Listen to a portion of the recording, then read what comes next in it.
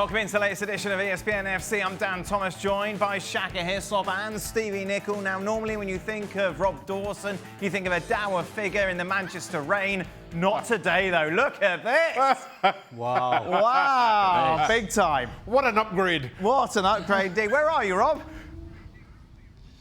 I am in Fort Lauderdale, which is, in terms of weather, is about as far as it gets from Manchester as you can possibly get. Oggy would still be sitting in the shade. Rob's obviously there following Manchester City around, and it's been quite the summer of activity in the transfer market already for Pep Guardiola's side. Obviously, Rayan Cherki, one of the big names that joined. But let's talk about two at the top, shall we? Aït-Nouri and Reijnders, who spoke to the media today. What kind of conversations did you have with Pep since you've arrived? Has he spoken to you at all about your role and what he expects of you at City? No, we speak about everything, you know, about the life, about the city with in Manchester. Yeah, for sure, he know what I can do. I think can improve with me a lot because we know he's the best manager in the world. We saw the last few years what City they did in the pitch. It was incredible. How did the move to City come about? Yeah, they contacted my father near the end of the season, and yeah, they were looking for a number 8. And for me, it was not a big doubt if I wanted to join Manchester City. It's one of the biggest clubs in the world right now, and yeah, the choice was in the end was easy to make. Of course, Milan will always be in my heart. I had 2 really good seasons there, met very nice people, but yeah, you have also look the sportive way, and yeah, I want to reach some goals in my career, and I think I can reach those here quickly. And how important was it for you to work with Pep Guardiola?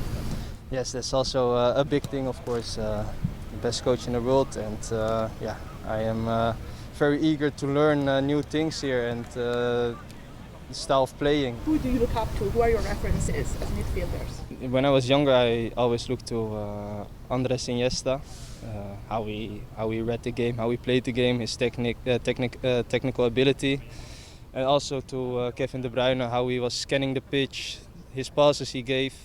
Those were the players as a midfielder I look to, and I try to adapt that as well in my game. So that's who you want to emulate, Kevin De Bruyne, then? No, I'm not here to replace him. I have to play my own game, but yeah, I take things from different players and what they can do really good, and I try to adapt that as well in my game. Well, Manchester City fans must be delighted. You've got 2 players who come in early and who are, what, straight in the starting 11 pretty much, yeah? Well, yeah, I mean, exactly that. You know, City have been particularly efficient with their transfer business. They've got 4 new players in June before the Club World Cup. All 4 of them are here with City in Florida.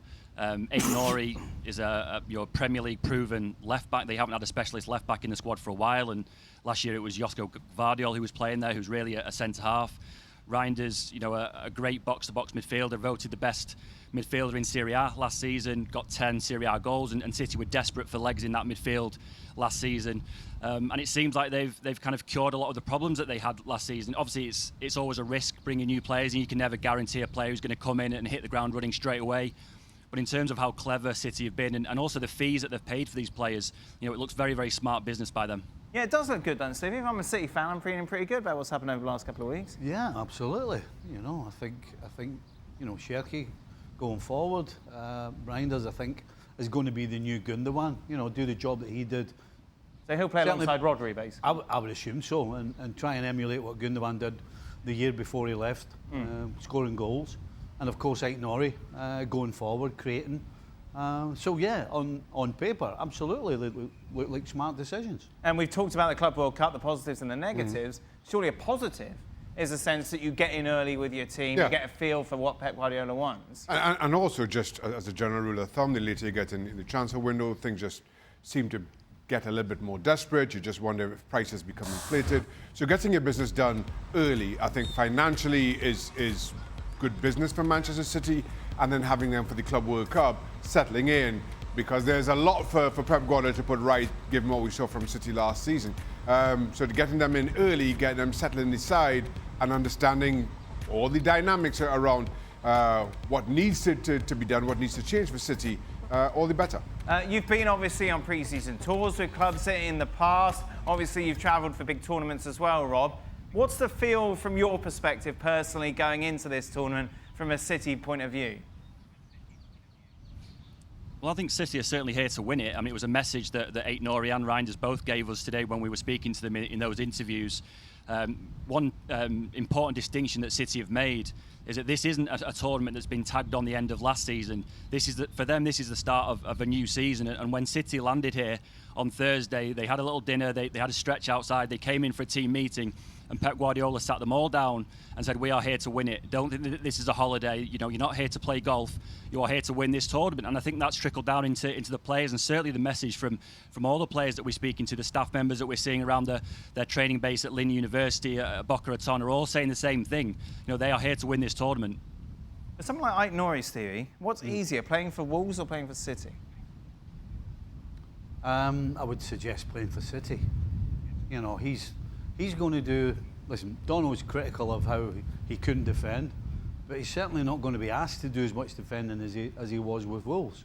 And so, yeah, I would suggest that the better players that you play with actually should, in theory, bring the best out of you. But the reason I'm asking, it's a daft question, like from the outside, obviously, but you look at players who have gone to bigger clubs before and who have done well at smaller teams, and they're not put in those same sort of performances at that level. Well, I actually think as well what's going to help Aït-Nouri is the fact that there are quite a lot of signings.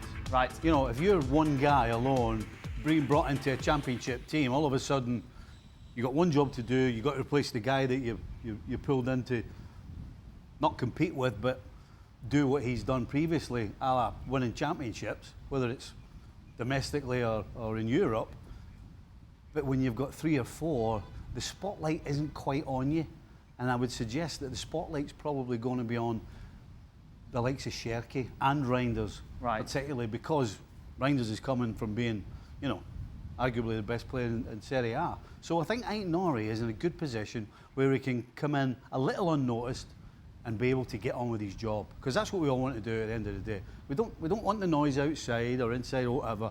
We want to be able to come in, give our best, and do our job, and that's it. That's what we want. I think it's a very different ask in playing for City than playing for Wolves, though. In terms of you're playing for City at a higher level, there's a higher expectation, mistakes are punished. Well, if you're playing, for example, in a Champions League fixture, mistakes are punished in a way that you don't really have to face with Wolves. And you can get away with some of those things for Wolves that maybe you can't get away with Manchester City.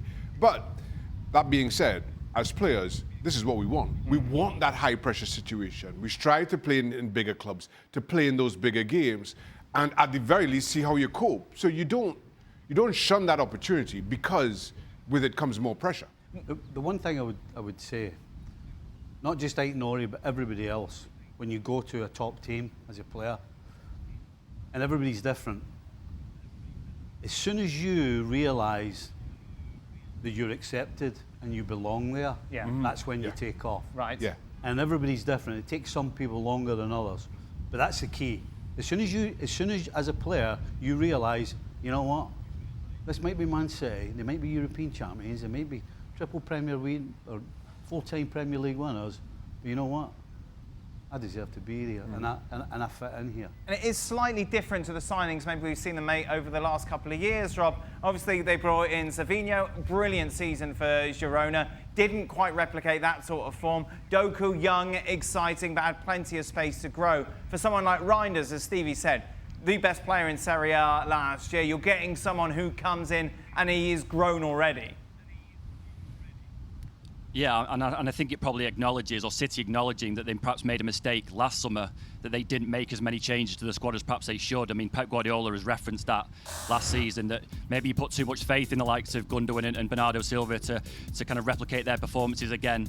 With Reijnders, you know, you're not getting a 21-year-old midfielder, you're getting a 26-year-old proven midfielder in one of Europe's top 5 leagues in Italy. You know, he comes in as Serie A's best midfielder, so he'll be expected to play, you know, straight away, to make an impact straight away. There will be no kind of expectation of a bedding in period. It will be about him hitting the ground running and playing a key role straight away. And let's just remind you, shall we, of Manchester City's group for this Club World Cup, which of course kicks off tonight. Inter Miami in action in the opening game for Manchester City, of course. They'll be playing tomorrow against Wydad. Juventus and Rayan make up their group. Just in general, obviously we saw quite a few journalists in the training for Manchester City before, Rob. How much attention is there around City and this tournament from the world's media? Well, I mean, to be honest, there hasn't been that much hype around City. We were at training yesterday. There wasn't many people there watching training. It's been quite understated so far. Obviously, there was a few more people there today because there was player access. In terms of the tournament itself, I mean, I've been in Miami or around Miami since about Wednesday. There isn't an awful lot of sort of advertising. You wouldn't necessarily know it was going on if you were just driving down the highway. There's not an awful lot of adverts on the TV or radio. Obviously, there's got the opening game tonight with Inter Miami, and there'll be a little bit of buzz around that because they are, in theory, the host team. But in terms of kind of the wider public knowing whether this tournament's going on or not, I don't really think that they do. I mean, there are groups of sort of travelling fans that you'll see around South Beach and places, lots of kind of Boca fans walking around in their shirts. But other than that, it certainly doesn't feel like, say, a normal World Cup. I think maybe it's a tournament that's a little bit of a slow burner, and once you get to the latter rounds, maybe then the interest will peak a little bit more. What's on tonight, Rob? Saturday night in Florida? I'm at the Inter Miami game. I'm working. He's always working. Beautiful. Professional. Exactly. Thank you very much, Rob. Much appreciated.